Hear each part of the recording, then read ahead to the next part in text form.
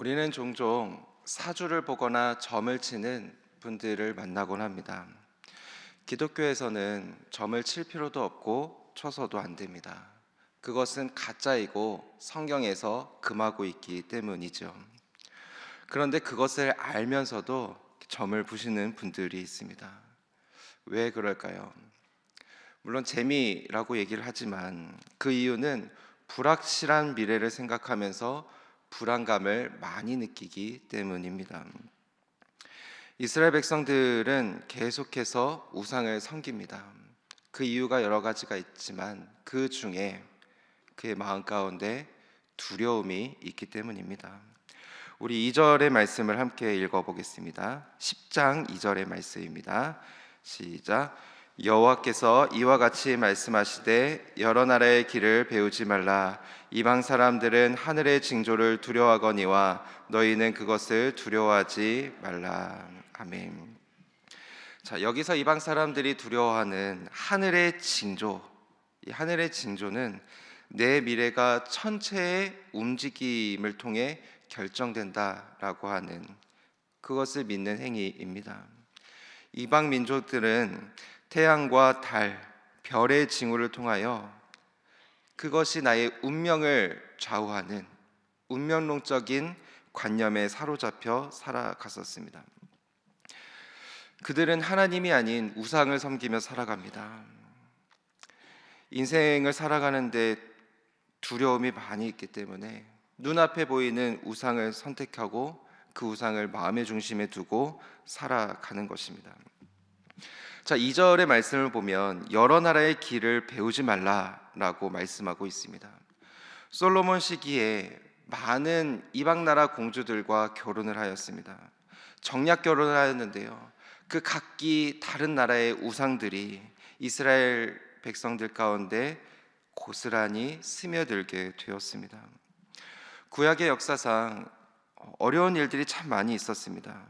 그들은 어렵기 때문에 하나님을 붙잡아야 되는데 불안하고 두렵다는 이유로 우상을 섬겼던 것입니다. 그 우상이 나의 두려움을 해결해 주고 나에게 풍요를 가져다 주고 내 삶을 인도해 줄 것이라고 착각했었던 것이었습니다. 10장에서 보면 하나님은 그 우상들을 낱낱이 고발합니다.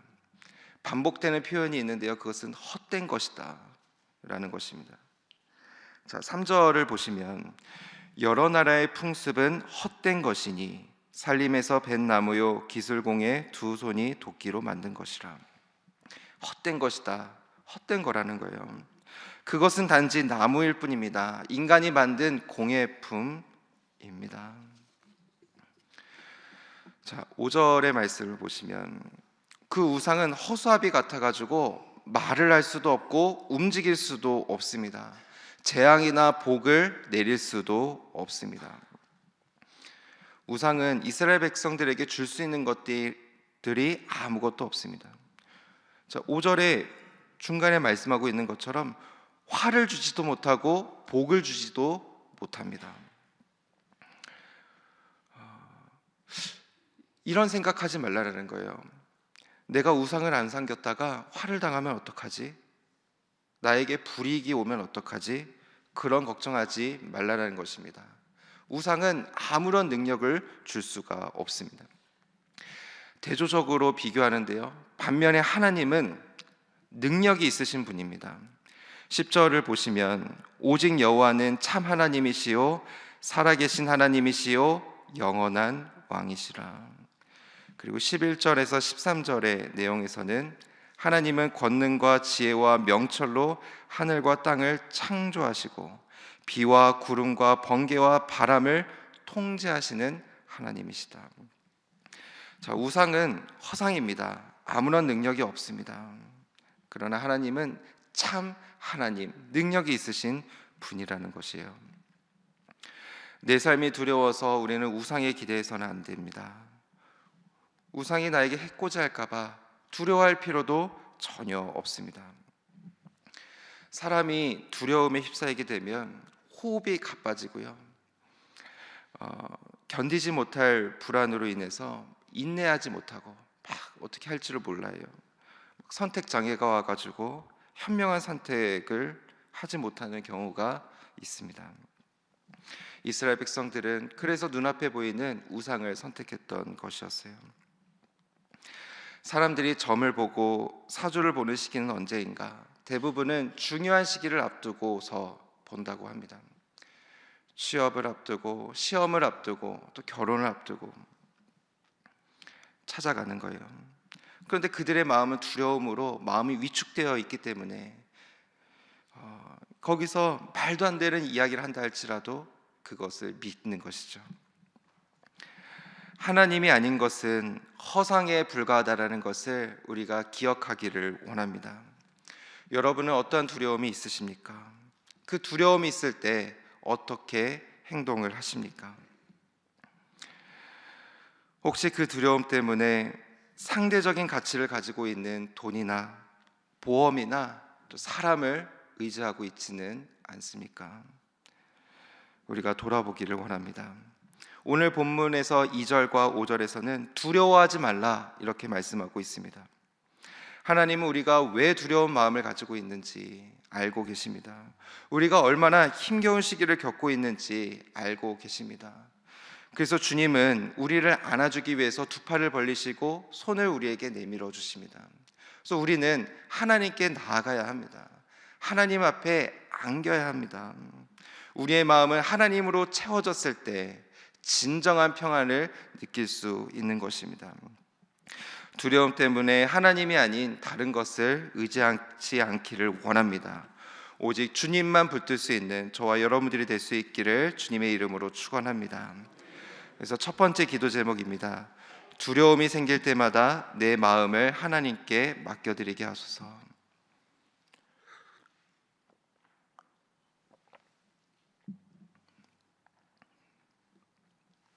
두려움이 생길 때마다 내 마음을 하나님께 맡겨드리게 하소서. 자, 11장에서는 예레미야의 고향 사람이었던 아나도 사람들이 예레미야를 죽이려고 시도했던 내용이 나옵니다. 우리 11장 21절의 말씀을 한번 같이 읽어보겠습니다. 11장 21절의 말씀입니다. 시작. 여호와께서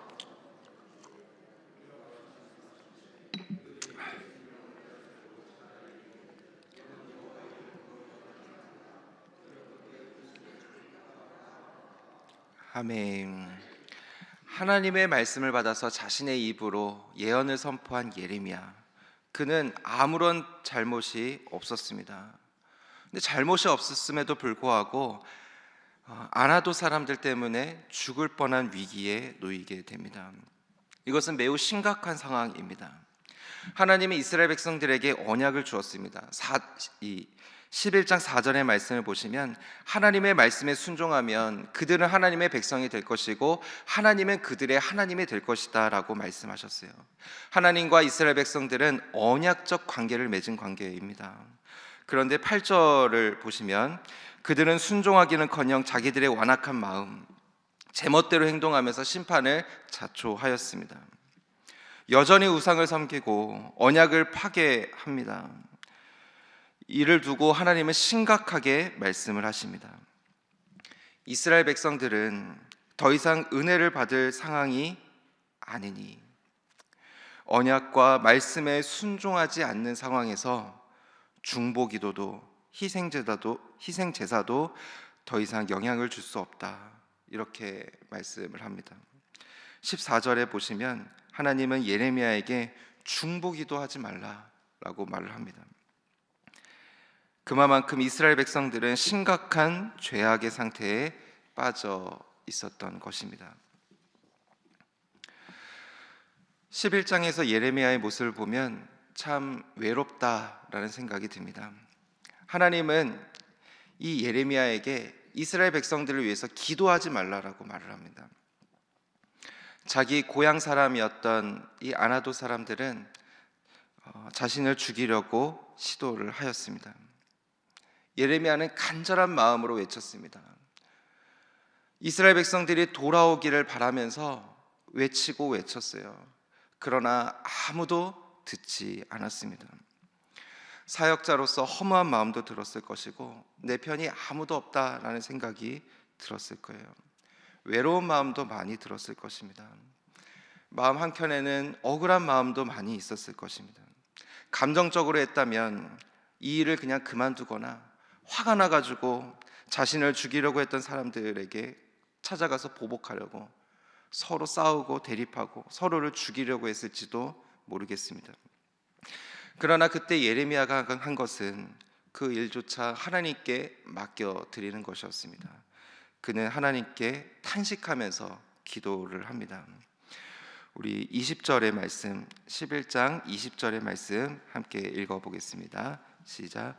공의로 판단하시며 사람의 마음을 감찰하시는 만군의 여호와여, 나의 원통함을 주께 아뢰었사오니 그들에게 대한 주의 보복을 내가 보리이다 하였더니. 아멘. 여기서 이제 주의 보복이라는 단어가 나오는데요, 주의 보복은 공의로운 조치를 뜻합니다. 예레미야는 공의로운 조치를 주님께 맡겨드리면서 기도하는 모습을 보게 됩니다. 자, 20절 우리가 읽은 본문 한 중간쯤 보시면 마음을 감찰하시는 만군의 여호와여, 나의 원통함을 주께 아뢰었사오니. 나의 원통함을 주께 아뢰었사오니. 이 원통함을 주께 아뢰입니다. 우리가 교회를 섬기면서 또 세상을 살아가면서 하나님의 자녀로 살아가면서 힘들고 어려운 일이 찾아올 때가 있습니다. 억울한 일이 많이 있습니다. 외로울 때도 있습니다. 때로는 누군가에게 하소연하고 싶을 때도 있고 너무 화가 나가지고 막 싸우고 싶을 때도 있습니다. 그러나 본문이 우리에게 말씀하고 있는 것은 그것이 사명자의 길이다 라는 것입니다. 예수님의 모습을 보면 예수님께서 억울하다고 해서 화가 난다고 해서 십자가에서 내려오지 않으셨습니다. 그저 그것을 받아들이는 것입니다. 우리가 해야 될 것은 우리의 마음을 솔직하게 하나님께 아뢰는 것입니다. 어두운 감정이라고 해서 덮는 것이 아니라, 남 탓을 하는 것이 아니라 시편의 기도처럼 솔직하게 드러내고 호소를 하는 것입니다. 그렇게 할 때 하나님께서 다 해결해 주신다고 믿습니다. 그리고 우리가 더욱더 영적으로 성장하게 된다면 예수님의 모습처럼 하나님, 저들을 용서하소서, 그들은 그들의 죄를 알지 못하나이다, 이런 고백의 차원으로 성숙되어져 간다고 믿습니다. 저는 저와 여러분이 하나님께 맡겨드리고 예레미야처럼 우리에게 맡겨진 사명의 길을 끝까지 걸어갈 수 있기를 주님의 이름으로 축원합니다. 그래서 두 번째 기도 제목입니다. 보복을 하거나 억울함을 하소연하는 것이 아니라 하나님께 아뢰는 사역자가 되게 하소서. 보복을 하거나 억울함을 하소연하는 것이 아니라 하나님께 아뢰는 사역자가 되게 하소서.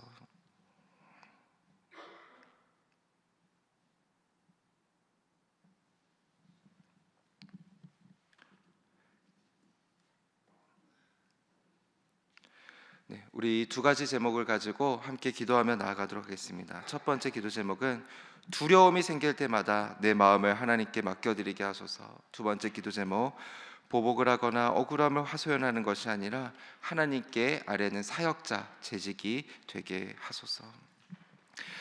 우리 두 가지의 기도 제목과 또 주일 예배를 위해서, 또 교회를 위해서 우리 함께 기도하기를 원합니다. 함께 기도하며 나아가겠습니다. 주여 믿습니다. 주여 믿습니다. 주여 믿습니다.